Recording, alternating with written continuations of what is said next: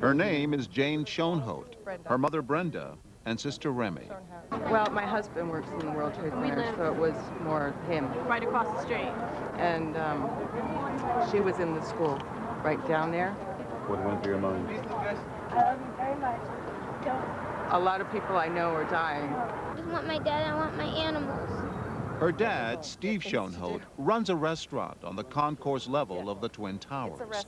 He spoke to his family by phone this morning after the first explosion. Why didn't he evacuate?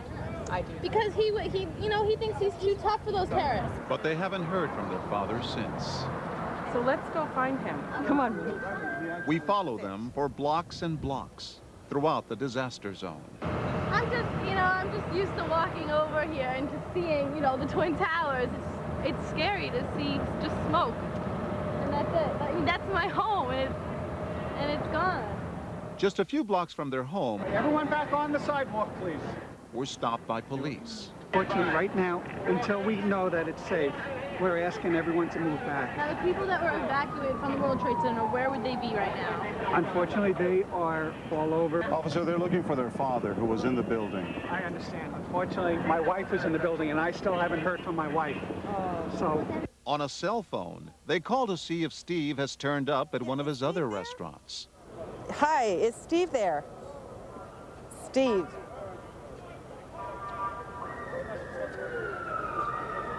Yep, okay. Does that mean he's gone or is he still alive? No, she just hasn't heard from him. They continue their desperate search, past the rubble, past the screaming rescue vehicles, and then more barricades. Okay, this is a secure location, so can't you go can in. step aside and walk. Oh. It's a yellow light. A secure location? How do you feel right now? I'm scared that my dad, we might not find him. I feel like he's alive. I just want to find him and make sure. They run into one of their neighbors, who points them toward a police command center several blocks away. And tell them your situation and that they will escort you to your house. Yes, yes. Right there at Pier 40. Van. Yeah. Thank you. It's another long walk, and at the end, it once again seems fruitless. And do you know anything about when we'll be able to get in there to get our animals? There's nothing here. But then, as Brenda is in the middle of another desperate phone call trying to find her Good husband, to do that. We'll do it then. What?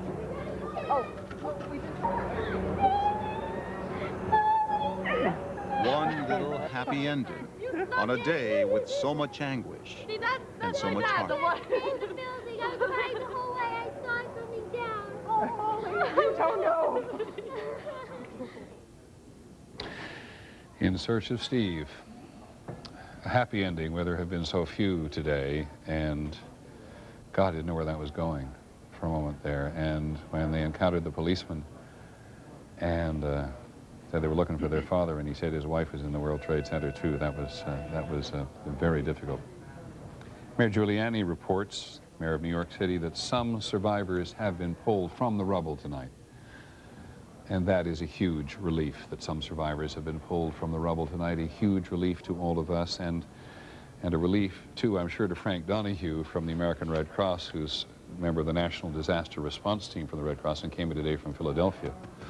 And you've had experience in earthquakes before, and I thought as you sat down, you suggested there's some similarity here. Absolutely. Coming into New York today from Philadelphia, the Holland Tunnel, that eerie kind of sound and feeling when I arrived in New York City of literally hundreds and hundreds of firefighters and police standing by, and the smoke that was all over Lower Manhattan reminded me so much of the smoke I saw over Izmit, Turkey 2 years ago when 19,000 people died in that earthquake.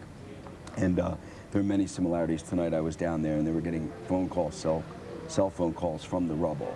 And it is that kind of experience in an earthquake. And Red Cross is there to provide backup support for the medical staff that are on scene and the disaster workers that are pulling people from the rubble and the medical staff, but to provide relief to them, also to provide mental health support for family members like we just heard from that woman who presumably lost her son. We have Red Cross disaster workers at every airport, at LAX, at Boston's Logan, at Newark, in responding to family members that were waiting for loved ones on those flights today. And of course, Mr. Jennings, you know, the blood supply. We've talked about it numerous times today. It's very hard to understand Are you still looking for volunteers across the country to be Absolutely. giving blood? You know, and I think it's a great reminder to all of us that our country should never be short of blood. We have about 50,000 units of blood right now ready to respond in New York City. But people throughout the countre can give blood by calling 1-800-GIVE-LIFE. Okay, just do that very slowly. 1-800-GIVE-LIFE. Right. You might try to figure that out numerically for some people who want to figure it out numerically, but it was a little difficult today to figure out whether there was an immediate blood shortage here, even though we know there's blood shortage in the nation as a whole. Well, as you indicated, you know, as they're pulling people from the rubble over the next couple days, which will continue, that's when the blood will be needed. And again, it's a reminder to all of us that we always need to be ready. What else does the National Response Team from the Red Cross do? When you say you come in to assist people, what is that? Today we had disaster vehicles in the neighborhood responding. For example, a gentleman came up to me, had been evacuated from his house and needed his heart medication. So we would make sure we connect him up with hospitals and facility to get him that medication. People will be calling their local Red Cross throughout the United States, trying to find loved ones that were in that building on those airlines. And our local Red Cross here in Greater New York will begin to identify who goes to 13 shelters tonight that the Red Cross is running in Lower Manhattan. As you were wandered around Lower Manhattan today, how much pressure are the hospitals really under? Hard to get a grasp of that, too. Again, I believe that, you know, there's the number of people that have actually been pulled, the survivors, are not as many as we'd hope, and so the hospitals... Not as many yet as we Correct. Hoped, right. So the hospitals are not as full as one might think. The number of casualties that have been, you know, taken to hospitals is less than thought at this point, but that's, as you said, I think the next couple of days we'll see more. And we don't compare the, I mean, this is comparable to an earthquake in some ways, and we had these two huge buildings that collapsed. This is an act of terrorism, as you well know. But how similar is it in terms of your hopefulness, having seen what you've seen today, that a rescue operation will at least have some measure of success? Absolutely. I mean, I think all of us have hope that as many people as we could possibly get from the rubble will be saved. I mean, I've seen in earthquakes people buried a number of victims. The Pentagon will reopen tomorrow. Second hit began to crumble.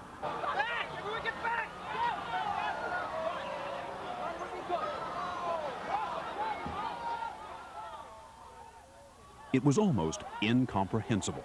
In a matter of seconds, the skyscraper collapsed and was gone.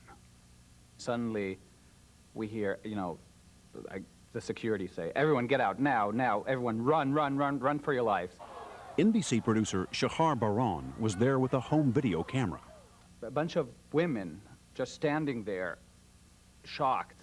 By then, the whole building sort of implodes. It just goes like this. And you see like a side of the building, and then it goes, and there's this ball, this silver yellow ball sort of heading towards you, kind of in slow motion. You can't figure out what to do.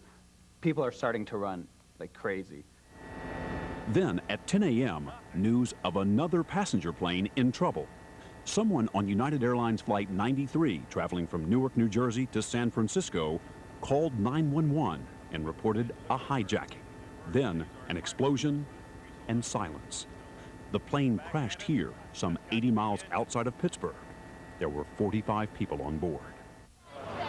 So far, 3 passenger jets used kamikaze style, and a 4th that might have been. 266 people on board killed. The death toll on the ground still unclear. Then, at 10:30, another sickening sight. The tower still standing, following its twin, collapsing, vanishing in a cloud of smoke.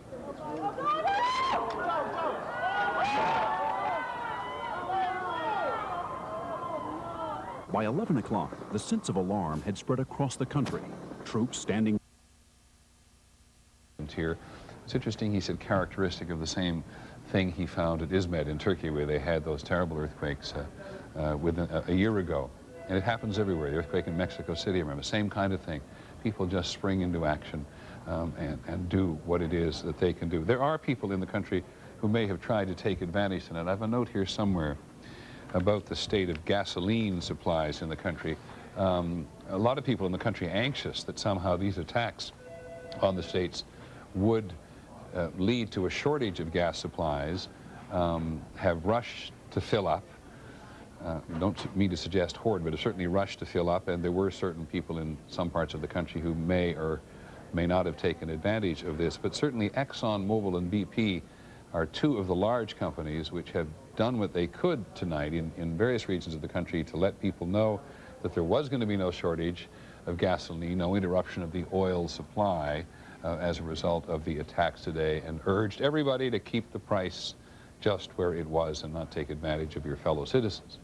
Now, the economic ramifications of this are immediate and they are international. And Betsy Stark is still with us after loathing. And freedom will be defended. I want to reassure the American people that the full resources of the federal government are working to assist local authorities to save lives and to help the victims of these attacks.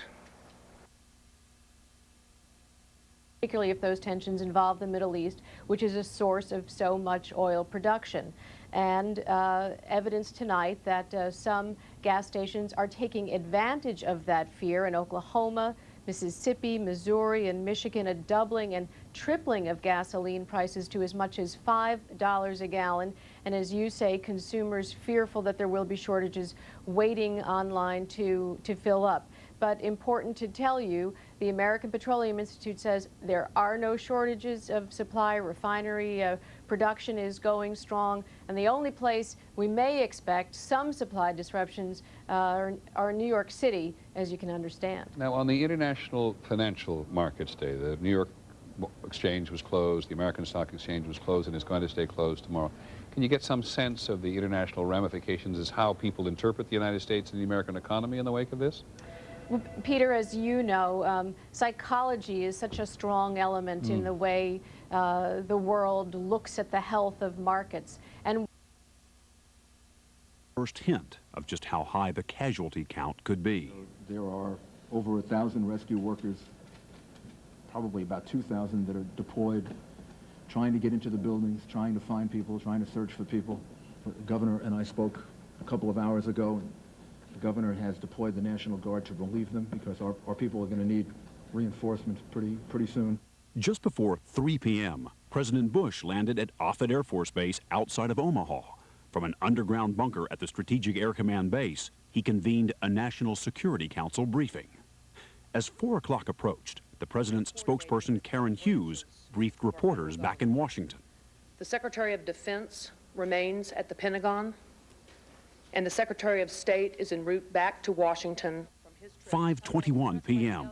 Even as people around the country struggled with the enormity of today's events, a third building at the World Trade Center, damaged by this morning's attacks, collapsed. They advised us to leave because we have... Oh my God. Look behind us, please pan in this way, please. Be careful of your baby.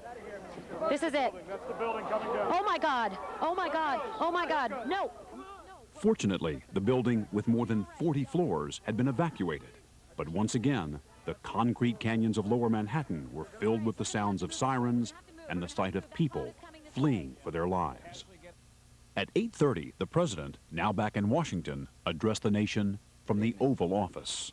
Today, our fellow citizens, our way of life, our very freedom came under attack in a series of deliberate and deadly terrorist acts. The victims were in airplanes or in their offices, secretaries, businessmen and women, military and federal workers, moms and dads, friends and neighbors. The president focused on America's strength as a nation. Our military is powerful, and it's prepared. He also issued this warning. The search is underway for those who are behind these evil acts. I've directed the full resources of our intelligence and law enforcement communities to find those responsible and to bring them to justice. We will make no distinction between the terrorists who committed these acts and those who harbored them. Tonight, search and rescue efforts continued at the Pentagon and in New York City, where the Twin Towers once stood, a hole in the skyline, an eerie glow, and the realization of just how much was lost on this terrible, terrible day. Dayline Stone Films tonight with a comprehensive report on this long and difficult day in American history, a day without end, because in lower Manhattan and at the Pentagon tonight, they continue to look for people who may have survived this deadly attack. They're trying to find victims as well. Law enforcement fanning out around the world tonight. U.S. military forces on the highest state of alert. The Pentagon is now asking Army personnel who were assigned to the Pentagon today to call this number, 1-800-984-8523 or 703-428-0002. 428-0002. Families are also asked to call those numbers if they are still trying to locate a loved one. Navy and Marine personnel assigned to the Pentagon today should call this number, 1-877-663-6772. The Pentagon wants everyone to be aware of those numbers because they're trying to get an accurate count of the dead and missing in that 757 hijacked airliner attack on the Pentagon that was such a devastating blow to America's military headquarters. At least 800 people in the Pentagon alone were killed in that attack. I'm joined on the phone now by Tom Clancy, who is a real authority on American security, and of course one of the world's best-known authors of terrorist attacks in fictional form. He once wrote a book called Debt of Honor that ended with a 747 crashing into the U.S. Capitol. Tom, it turns out the truth is much stranger and much more devastating than fiction. Well, Tom, it always is. And, you know, one of the problems with being a writer of fiction is keeping up with all the perversity of the real world. It's just a horrible event. And, it's all, we're talking over 10,000 American dead, and that's about as bad as it gets. When you first heard these reports today of hijacked planes being flown into the Twin Trade Towers and into the Pentagon, what was your initial reaction? I wouldn't have written this into a novel because I would not have regarded it as a credible threat. 4 people willing to give their lives up for their cause in a period of a few hours. That's not very. It's just hard to grasp. It's hard to wrap your mind around something like that. Well, the other thing that we have to say is that this was a very efficient, in a cold-blooded fashion, and a very sophisticated and a very complex operation that didn't happen in just the last 48 hours or so. Well, obviously, there were some months or weeks or months or potentially even years of preparation went into this. I mean, pardon me for putting it this way, but it was a beautifully planned operation. It just, as Pearl Harbor achieved tactical surprise and achieved the objective of the Japanese Navy, so this operation achieved the objective of its perpetrators. We want to put on the screen now, Tom, and have you watch it at home as well. This is the tracking that we had earlier today of these airliners that took off from Boston's Logan Field.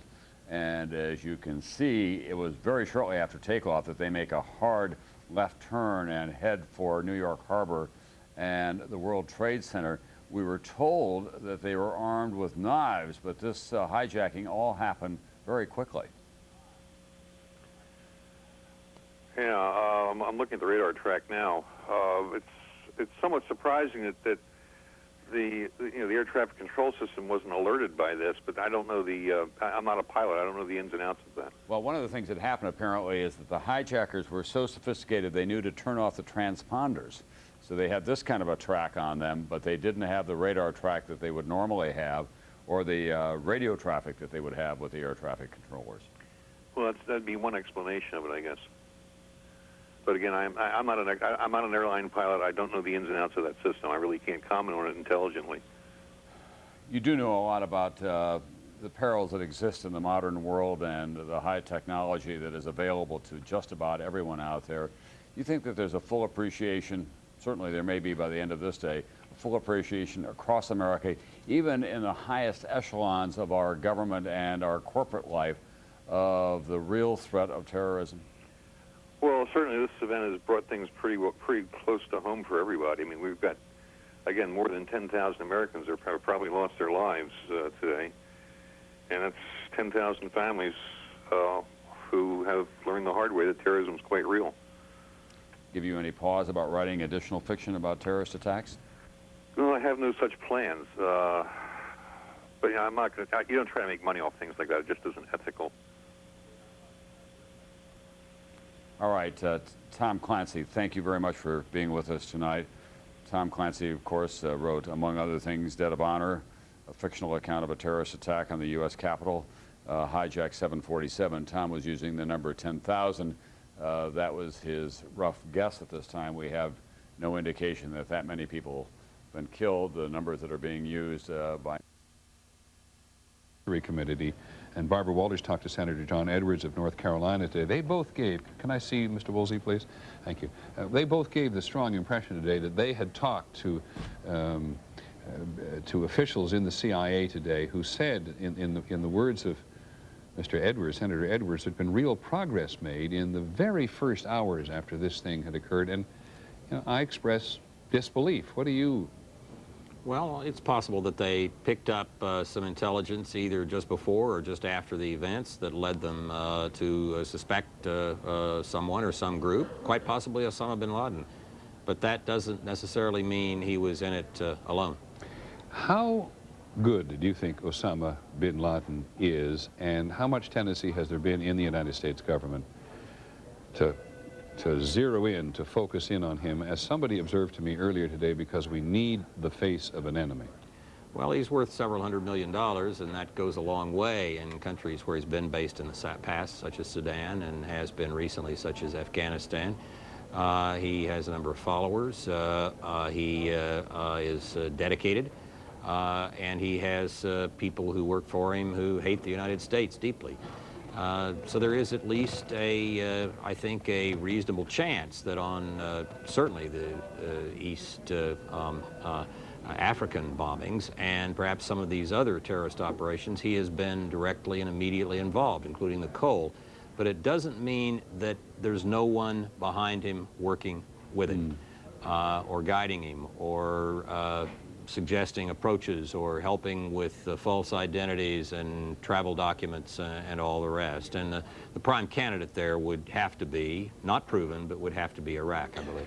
Do you sense, or do you have any knowledge that bin Laden has been anywhere else but Afghanistan? It is conventionally believed that he is protected by the Taliban government, which has led people like the former Assistant Secretary of State Larry Eagleburger to suggest tonight that the Taliban should be attacked directly by the United States if they're found to be complicit in this. The Taliban has certainly been harboring him, but they may have been his hotel, not, to mix a metaphor, not the Wizard of Oz behind the scene pulling the levers.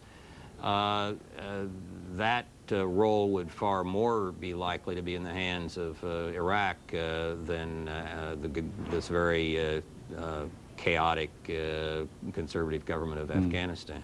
I don't expect a former director of the CIA to be particularly critical of the CIA today. But I think we believe that nobody in the United States government or its intelligence agencies knew this was going to happen today or had any kind of an inkling that we have heard a whisper about today. Do you think the CIA and the other intelligence agencies in the country are as good as they need to be? No, they're not as good as they need to be. I think they're the best in the world, but they're not as good as they need to be, because in this business, you have to be perfect. It's like playing goalie on a hockey team with any goal scored against you being absolutely deadly. You have to stop everything. And the CIA and the rest of the intelligence community and the FBI did a good job back around the time of Y2K in stopping several terrorist incidents, and they've stopped a number of others that have not been publicized. But you have to stop them all, and you need enough good intelligence to be able to either stop them or help other people, law enforcement or the military, stop them, and this one was a terrible, terrible tragedy. Mr. Woolsey, we're grateful for the time that you have given us today and the knowledge that you bring to this subject. Thank you very much. I hope you won't go too far away, or at least we'll know where to find you. It's good to be with you. In the hours and the days ahead. I want to now bring in our principal military analyst for many years, Tony Cordesman, who's in our Washington Bureau, and has devoted an enormous amount of time over the years to writing, studying, and publishing about military and terrorism in the Middle East, from Afghanistan all down through the Persian Gulf. Tony, you there? Yes, I am, Peter. What are your observations on these discussions we have been having about terrorism and who might be responsible today? I think the problem is we all know who the usual suspect is. That's Osama bin Laden. We also know that there are three nations that have strong hostile elements: Iraq, Syria, and Iran. And all of these countries could have played some role. What we don't have is any evidence as yet that we know exactly the role that either Osama bin Laden personally played or that any government played, whether it is the Afghan government or the other three governments I've mentioned. More than that, people have talked, I think, rather carelessly about attacking leaders. But how do you find a leader? How do we find Osama bin Laden? If we attack Afghanistan, do we attack a city, a power plant? Because we can't find the theocrats that rule it. They don't live in government buildings, and blowing them up doesn't really get to the leadership. So I think that we've heard a natural reaction, almost overreaction. But what we haven't heard is how we are going to this time attack the leaders responsible when we didn't do this in the case of Beirut or Al-Kobar, or for that matter, Pan Am 103. But Tony, it's clear, I think, to everybody that the bar has been raised higher than it's ever before. This is attack on the U.S. mainland. This has been described in virtually every editorial in the country today. We heard from every politician this is an act of war. And so why should the bar not be raised higher? Why should the country not be thinking of attacking the leaders if they're in any way complicit in these attacks today? Well, I think we should consider attacking the leaders. That's not the issue. We have to make sure that they are A, guilty, and B, we can actually target them, and we have the means to kill them. And in doing so, we don't simply attack civilians or people who are not guilty. And that is really the problem. And it's one thing to talk about a nation like Afghanistan, which is remarkably unpopular and whose leadership have virtually no supporters. And it is quite another to talk about effectively launching another Gulf War against Iraq, a massive war against Iran, or being caught up in any effort that might involve Syria in the middle of a second intifada when we already face the backlash from the Israeli-Palestinian conflict. Points well taken, Tony. Let me just try to separate a couple of things out before we let you go on this. You're talking on one hand about an issue of morality and how the United States as a democratic nation will behave, and you're at the same time, it seems to me, talking about tactical operation. Let's just talk tactics for a second. If the President of the United States, are you still there? Decided, yes, thank you, can't see you. If the President of the United States decided he was going to launch an attack on, quote, the leadership, unquote, of the Taliban, what would be the chances of success? What effect would it have? Well, if he announces it, there's a very good chance they'd simply disperse, and we find it almost impossible to find them. I'm sorry, I take that back. If the President launched an attack, not announced it in public first, of course. Well, he'd probably have to use aircraft. Cruise missiles aren't really precise or reliable enough. We'd have to put in a major air task force so we could find the target and make sure we could protect the aircraft. To do that, we would have to have some kind of really good real-time intelligence on the ground, because we are talking about leaders that move, and we would have to be sure that in the process we didn't create a political backlash. It's not simply an issue of morality by killing people who are innocent, Tony, which means we have to monitor the attack as it occurs. Tony, the loss within the last several days of one of Afghanistan's leading anti-Taliban militia leaders, is this an enormous loss to the United States in terms of intelligence inside Afghanistan? He was assassinated and we believe has died, according to the reports out of Afghanistan. Well, it could be, but we don't know as yet whether there is some other leader, and we don't know whether this movement will survive or actually react to this suicide bombing by being stronger. And we just don't know yet, Peter. Okay, and last question for now. The Russians, shows you show we have half our mind in the Cold War today. The Russians have offered cooperation with their intelligence services in Afghanistan, according to congressional sources tonight, talking to Linda Douglas. Is that a realistic suggestion? Can the United States and Russia cooperate in a meaningful way on terrorism? I think in some ways we already have been, and oddly enough, we have even talked to the Iranians about terrorism in Afghanistan. There'll be real questions about how good the FIS in Russia really is, but certainly they're going to be very careful. Any information they give us, they're going to have been checking out. They're not going to be embarrassed if they can possibly avoid it. Thank you very much, Tony. I really appreciate it. Tony Kordersman, who's been our longtime military analyst, and I said spends an enormous amount of time producing enormous amount of material for us to absorb on this extraordinarily complicated issue. We're also joined briefly by ABC's Judith Kipper, who is in our Washington bureau as well, and I don't doubt, knowing Judith Kipper, who's worked for us for many years now, that she has been on the phone to every person she knows east of the Mediterranean tonight. What have you learned, Judith? Well, Peter, it's very interesting. I got a number of emails from friends in the region and journalists and others saying, is the United States now going to take a different tact in the Arab-Israeli conflict? And I was quite surprised by that the first impression was that somehow this would teach us a lesson and that we would be more responsive and more active in trying to resolve the Arab-Israeli conflict. I think we're really at a crossroads in terms of the Middle Eastern region, if this turns out to be Middle Eastern perpetrators, because it's really going to be a question now of those who really are with us and those who are not, those who can really condemn this, take actions to cooperate, and to move toward eliminating actions against civilians as something that is quasi-acceptable in the region. And it's going to be very hard for a lot of our allies in the Arab world. And as you listen to as you take the temperature, if you will, of the Middle East today, we've heard people in many of the Middle Eastern nations deeply depressed by this attack. We've heard other people applauded in public. What temperature do you think the thing is running at? I think people are confused, fearful of retaliation, knowing that more instability and scary things are in front of them.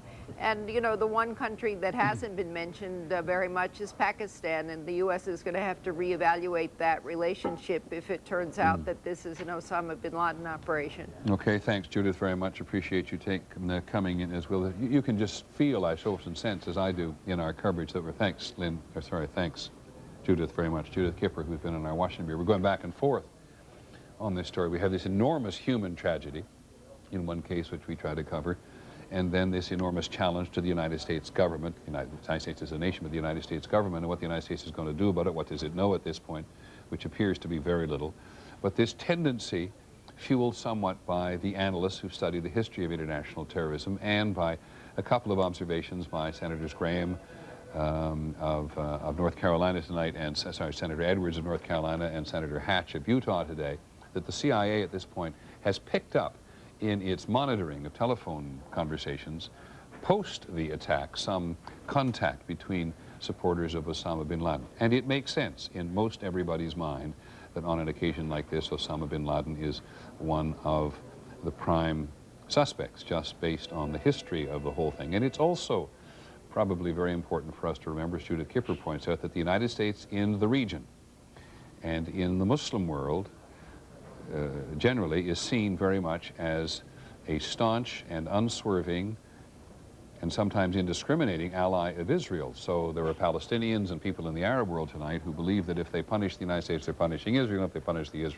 Israelis in their conflict with the Palestinians at the moment, it's also important to punish the United States. But let us come back now to the immediacy of the tragedy.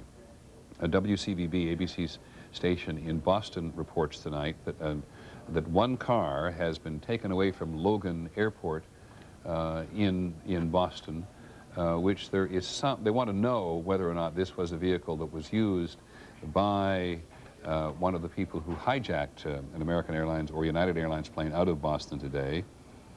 Let me just read quickly what it says. We are able to report that it was a Mitsubishi Mirage. It had Virginia plates. We haven't got the license plate number yet. FBI Forensics has the car in an off-site garage. It was actually towed by the state police. Included in the 6 bags of evidence confiscated by the FBI were chairs that the suspected terrorist may have sat in at the airline terminal, and the FBI hopes to pull DNA off the seats in the airport.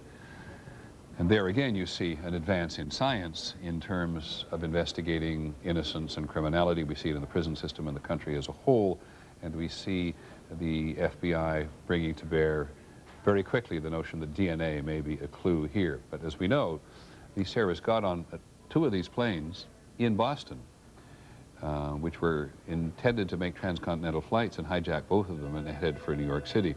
And Logan Airport officials now confirm that reporting from ABC's affiliate in Boston, WCVB. And then the officials at Logan Airport, probably reflecting what's going to happen at a lot of airports around the country now tonight. The director of aviation there, Tom Kenton, said he expects that what we're going to get at Logan Airport and certainly others around the country is very quickly instituted a measure of security at the airport similar to that which was in place during the Gulf War.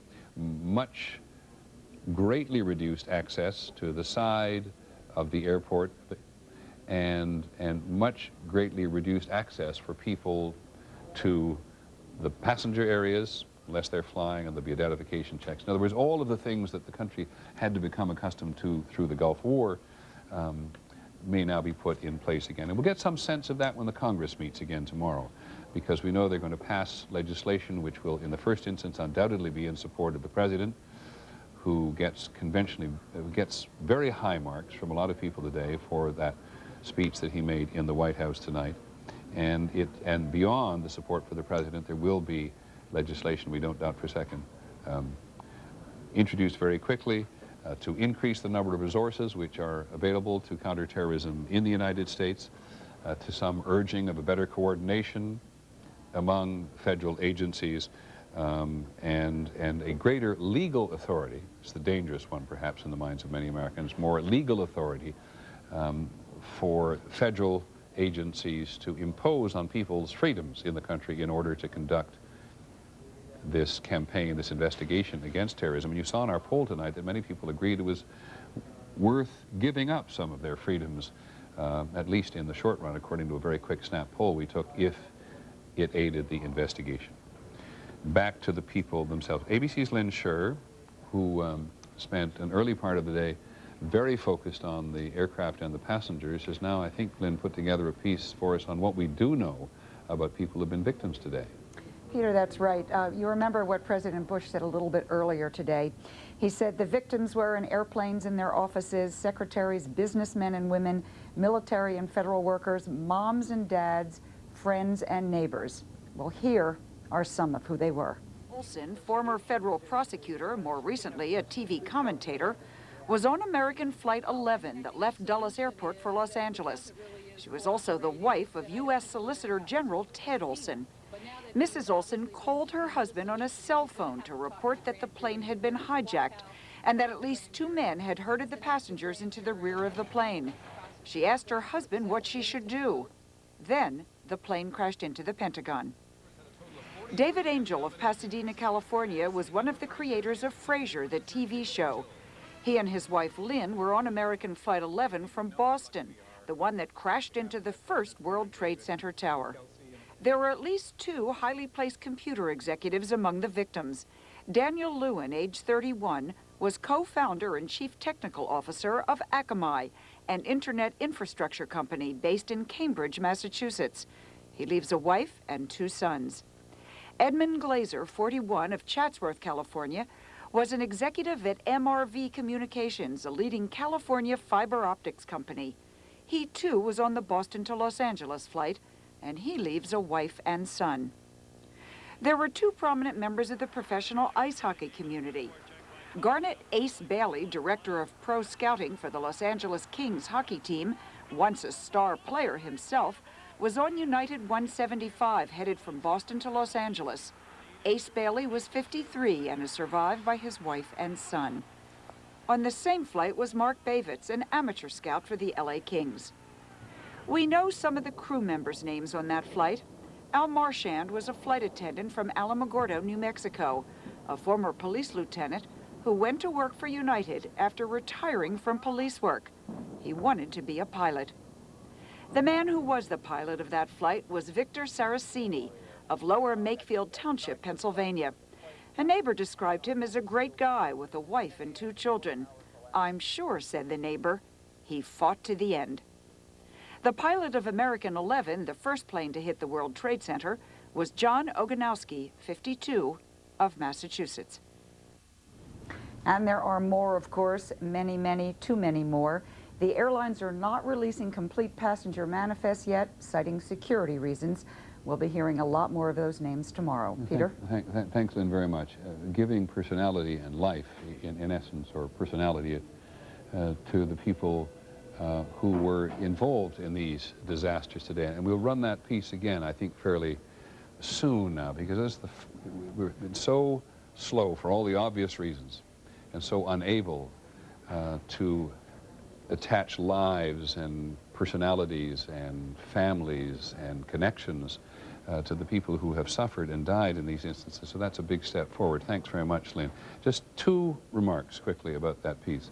There was a lot of focus there on Dennis Potvin, who goalkeeper in that game there for Colorado at the moment, and it was not Dennis Potvin, even though you saw a lot of him and his jersey there.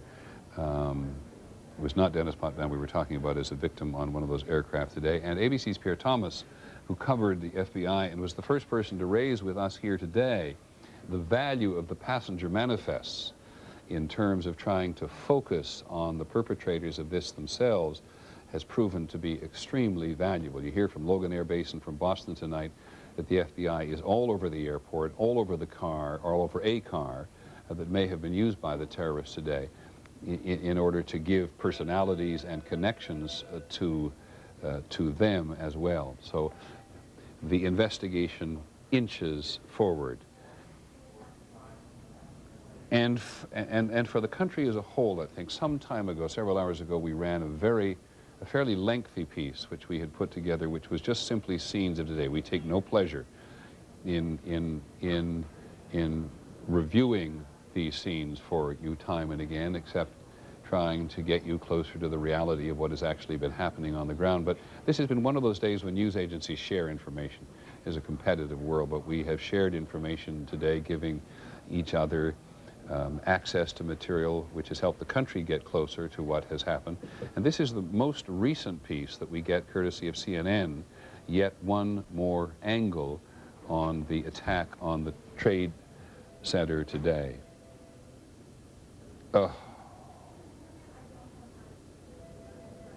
We have seen that earlier today from a freelance photographer who shot it down below, and now we see it again from another angle today, courtesy of CNN, who shows the power of an aircraft going at speed. Thanks, CNN. We all thank each other for sharing today in a state of national emergency, the information that we have available to each other. Here's a piece we prepared and ran some hours ago, which I hope makes a contribution to the rest of you in the country as to just some of the turmoil that occurred on the ground.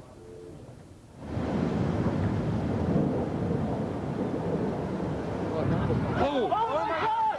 Oh, jeez! Oh my God! It must be her. Oh my God! I've never...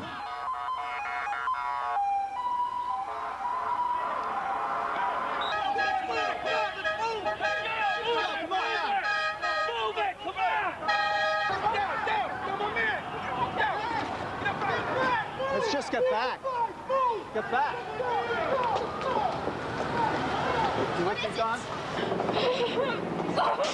What are we in, 3 World Financial Center? We heard a big bang, and then we saw smoke coming out, and everybody started running out, and we saw the plane on the other side of the building, and there was smoke everywhere, and people are jumping out the windows. Over there, they're jumping out the windows, I guess because they're trying to save themselves. I don't know.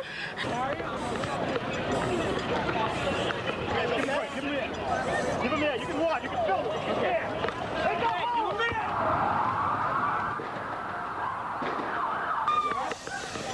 soon as she got hit, I was thrown to a window. So I was very lucky to get out. There's a lot of people that didn't get out. There's a lot of people coming down the stairs, burnt up. It's bad. There's people jumping out of windows. I've seen at least 14 people jumping out of windows. It's horrific. I can't believe this is happening. Anything else that you saw? Were you there for the second hit by the plane? About 10 minutes later, the second building went off. Did you see it? Yes, I saw it. It just blew up. A big explosion. People started running. It was just chaos everywhere. People jumping out. People just kept jumping and jumping and jumping. And you could still see they were alive because they were flailing around.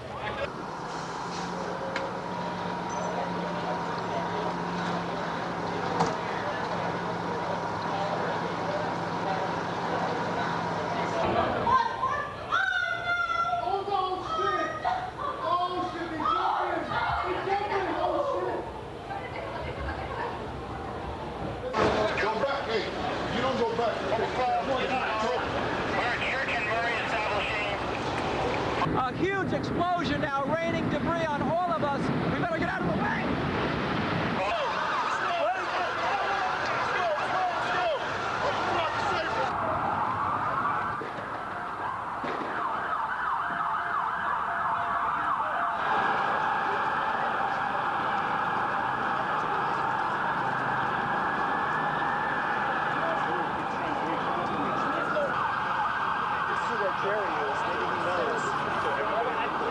He's not in a life jacket. I know.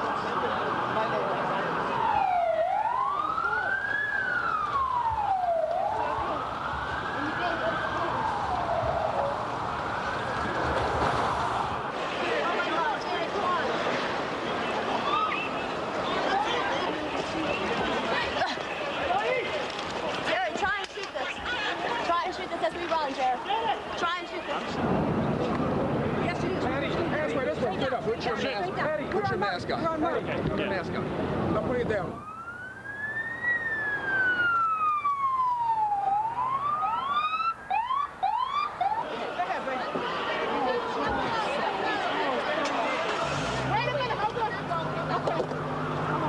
Oh my God, there it goes!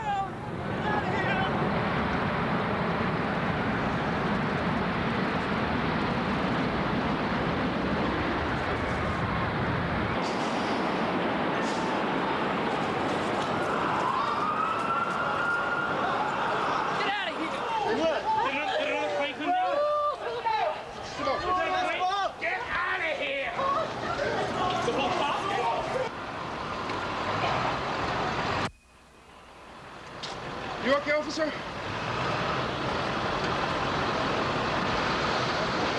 Standing next to One World Trade Center, and then all of a sudden I heard rumbling, and we all started running away from it.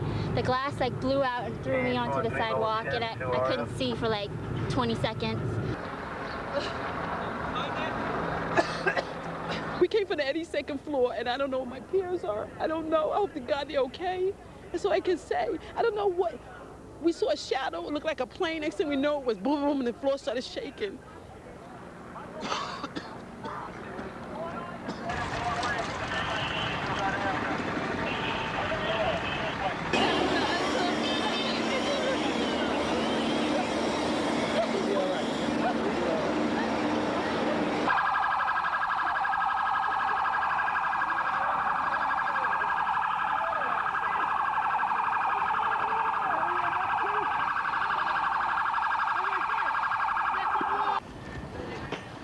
Right behind us.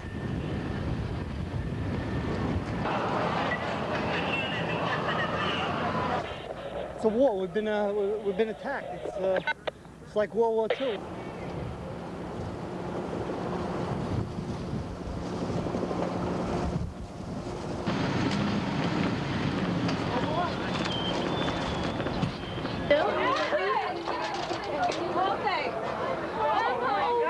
This is so terrible.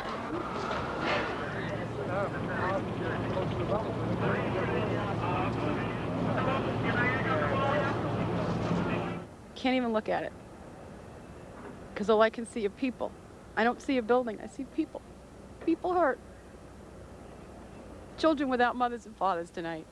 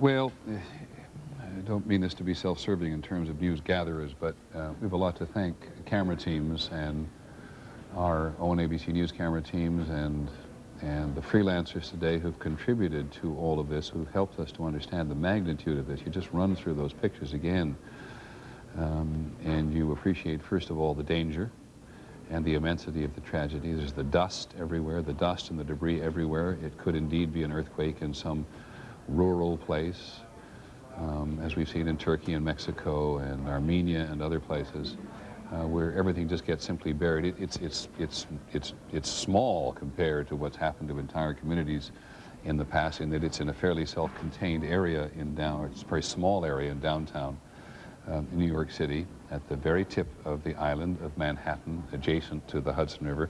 You see all those papers, which are businesses and lives, going up, and then you hear a woman there just simply saying all the children tonight who do not have mothers and fathers, and there is the confusion and there is the panic and those constant pictures of the firefighters. Mayor Giuliani said not too long ago, confirmed that 3 senior members of the New York Fire Department and indeed had lost their lives, and we have believed for some hours now that as many or perhaps more than 200 firefighters have lost their lives. And you think of what an enormous event when a single firefighter loses his or her life, mostly his life, in any community in the United States, in most parts of which we have volunteer fire departments. And here we have one of the most professional fire departments in the city and has lost 200 members of its force, according to virtually every source we've talked to in this instance. And then there is the exhaustion. Because the rescue teams and the salvage teams, whatever you want to call them at the moment, have been working now since 8 o'clock this morning Eastern time, and it's 1 o'clock in the morning here in New York City, 3 hours earlier, as everybody knows, on the West Coast. But everybody's been engaged in this, which was why probably Governor Pataki and others have said that volunteers in the form of doctors and nurses are going to be needed, because as determined as people in the fire department are, for example, to stay on the job, because in many cases it's their comrades they're trying to rescue or look for, just makes it very clear the level of exhaustion which many firefighters must feel at this moment. ABC's Chris Cuomo has spent part of today focused just on the fire department, and here is his report on what it's been like for firefighters today.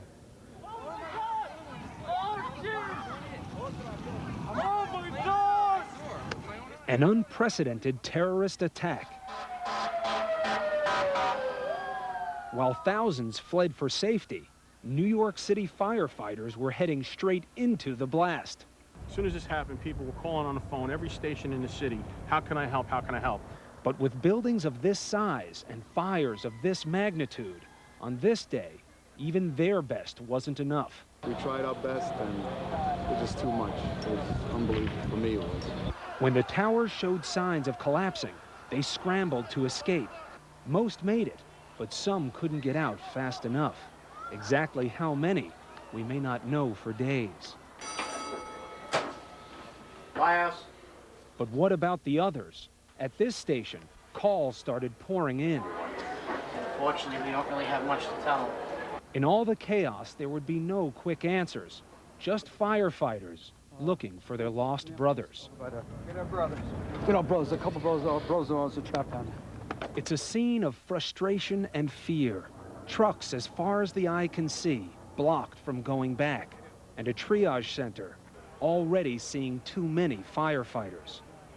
Have you ever heard of an incident where so many firemen and so many policemen were hurt?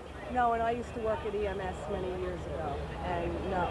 I mean, firemen were coming in and telling us that there were 3 rescue companies that never made it out. As of tonight, as many as 200 firefighters are feared to be dead. Many are missing, and still, the rescue effort has barely begun. Chris Cuomo on what it's like being firefighters today. There's no way we can catch you up on a lot of news, but I want to go back to an earlier point of day. We have been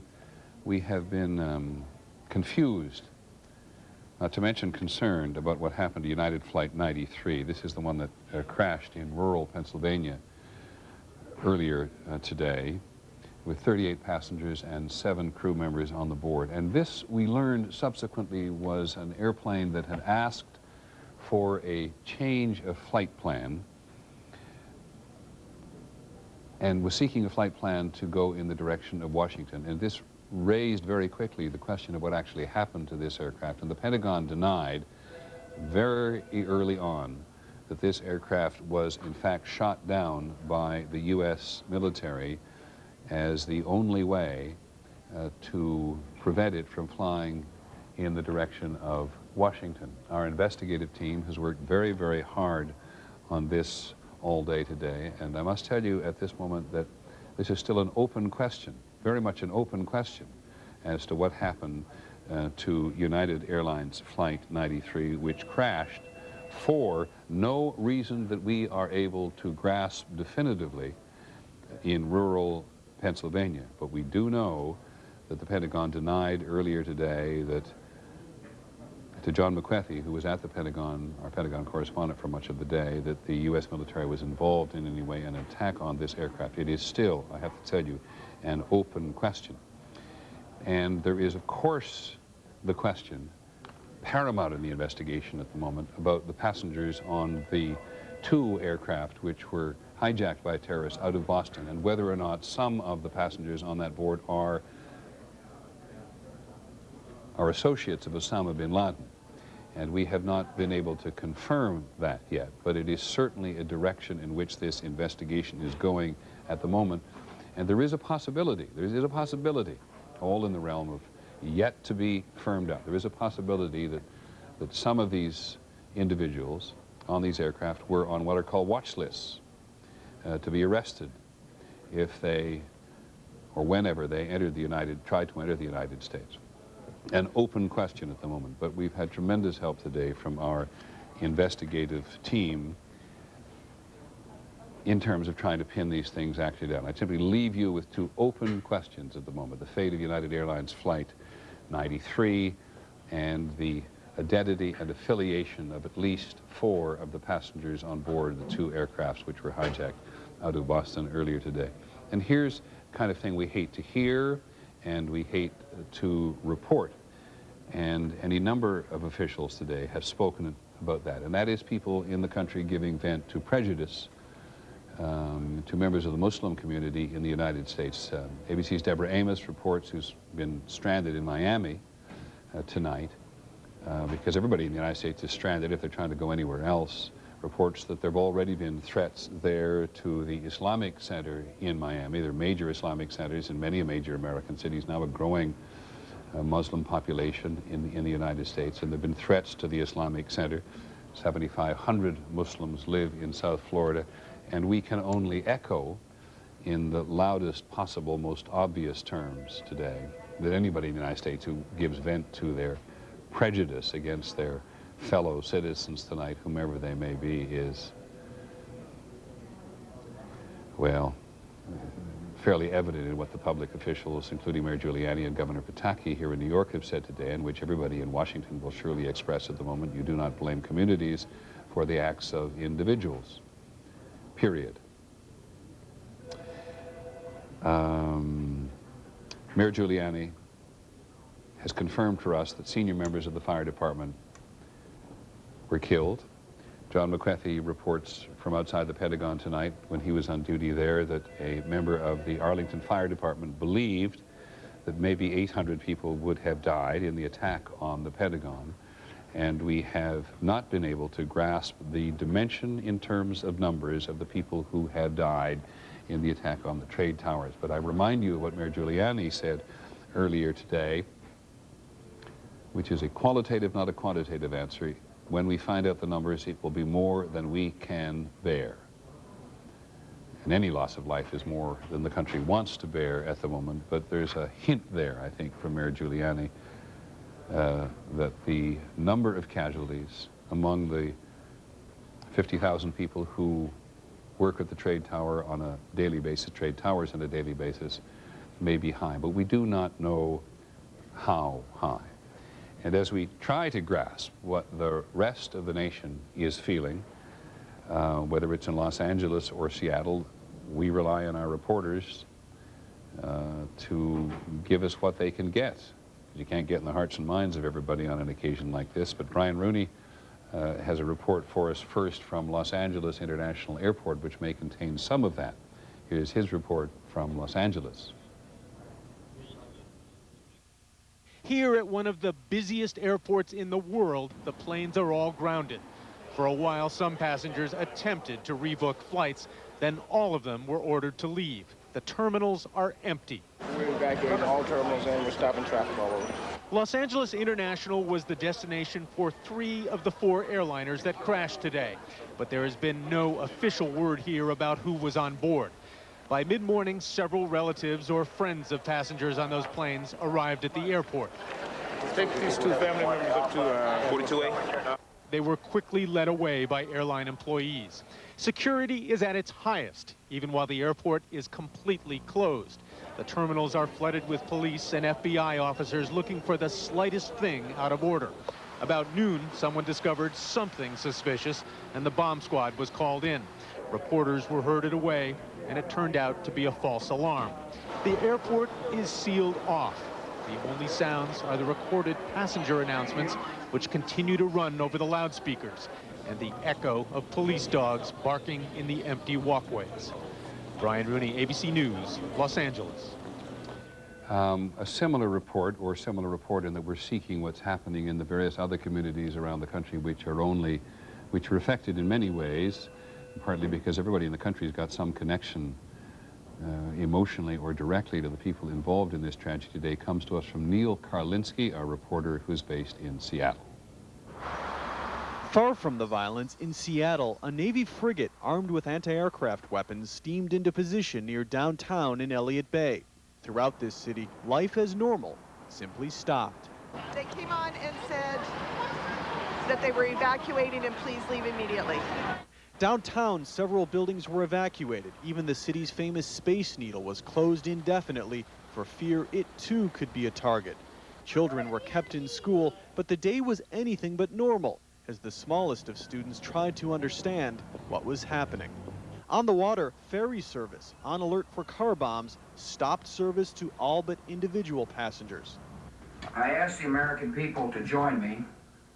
Many of those who saw the images before leaving work, like this woman, stayed home, disgusted by the pictures before them. I just woke up to it. I mean, it's unbelievable. I can't believe it. I have so many friends in New York, and it's just... It's going to be a couple of minutes. We'll be over to help you, okay? Others, desperate to help any way possible, simply flooded blood banks. Because I had to do something. You just feel so helpless, and this is about all you can do, is come and donate blood. On the streets, churches opened their doors for people to do the only other thing many could immediately think of, pray. This man came in off the street. Pearl Harbor pales in what's happened today. There will be more prayers, blood donations, and help of all kinds in the days, weeks, and months to come. As in the rest of the country, no one knows when this city, so far from the tragedy, will again return to normal. Neil Karlinski, ABC News, Seattle. So far from the tragedy, and yet, of course, so close. And Neil Karlinski puts his finger on something that we've talked about earlier today, again, that all across the country, in every part of the country, people just went into their local churches and said a prayer for the people who have been caught at the center of this maelstrom in the country today. And then you see a picture of the Space Needle in Seattle, which is a reminder to us that from one end of the country to the other, and overseas as well today, installations, government buildings, schools, whatever, theme parks were closed because and malls were closed because they were deemed to be vulnerable in what was certainly a concerted attack on the United States in at least 3 locations, and may have been greater, and we just had no knowledge of this, only that dreadful anticipation that something worse was going to happen, something more was going to happen as the day went by. And so all across the country today, the public has been engaged in a very intimate way, no matter, as Neil Karlinski says, how far they were away from New York City or from the Pentagon outside Washington, or the tragedy which involved United Airlines Flight 93, which crashed in rural Pennsylvania. And as I recall my figures, Lynn Scher, who did a computation for us, believes that more than 260 people died on the aircraft alone, passengers and crew. We talked to the mother, again to our surprise, talked to the mother of one of the passengers, Jeff Bingham, I think, or Brigham, his name was, on board the aircraft that crashed in Pennsylvania, who said that he had called at this moment of astonishing peril to say that he loved the members of his family. And they had said that they loved him, and he'd called on the airphone on board the plane. Other people had managed to call on cell phone, including the wife of the Solicitor General, who called and told her husband, the Solicitor General, Ted Olson, what was going on board the aircraft as that airplane rushed toward its attack on the Pentagon. So the technological age has enabled people to have this communication in the worst moments of crisis. And the young man, 41 years old, I think he was, 31 years old, on board the United Airlines flight, who was, his mother said, how she managed to talk to us is quite beyond us, was clearly, she thought, distracted at the time, and the phone went dead. And we, of course, know what happened to that aircraft. Is Lisa Stark with us in Seattle? I am here, Peter. Hey, Lisa, thanks for being with us. You've been with us for a very long day. You've heard much of what we've said today, and you have reported much of what we know about the general state of aviation in the country, these 4 planes and air traffic. Do you mind running through it once more for us before we give you a break, which I think you must need very much? Running through what we know about the day, Peter? Let's divide it in 2. Let's divide it. Let's start with the aircraft themselves, the 4 aircraft that are involved, American, United Airlines, and then we'll come back, if we may, to those airplanes are all over Canada tonight, and passengers are stranded. And I know you prepared a piece for us as well. I will. We'll go to that in a minute. Let me just tell you that overall we believe 266 people were on board the 4 airplanes, passenger and crew members. As you know, 2 American planes, 2 United planes departing from 3 airports on the East Coast, all bound for the West Coast, presumably all carrying full loads of fuel for the long trip across country, which would have made them much more deadly incendiary devices in their own, obviously. And I want to bring you up to date now with the piece we've prepared about what we know about how this horrible day progressed. The first plane to crash into the Twin Towers was this Boeing 767, American Airlines Flight 11. The plane with 92 passengers and crew left Boston around 8 a.m. heading for Los Angeles. About a half hour into the flight, it made a hard left turn over upstate New York. There were violent changes in airspeed. The plane turned and headed toward Manhattan. It slowed and aimed right for the World Trade Tower. At the same time, this United 767, Flight 175, 65 people on board, also going from Boston to Los Angeles, is flying over Massachusetts. It turns toward New Jersey. The jet then makes a U-turn over the state, comes toward Manhattan from the south over Staten Island. It slams into the second World Trade Tower. Both planes were in the air.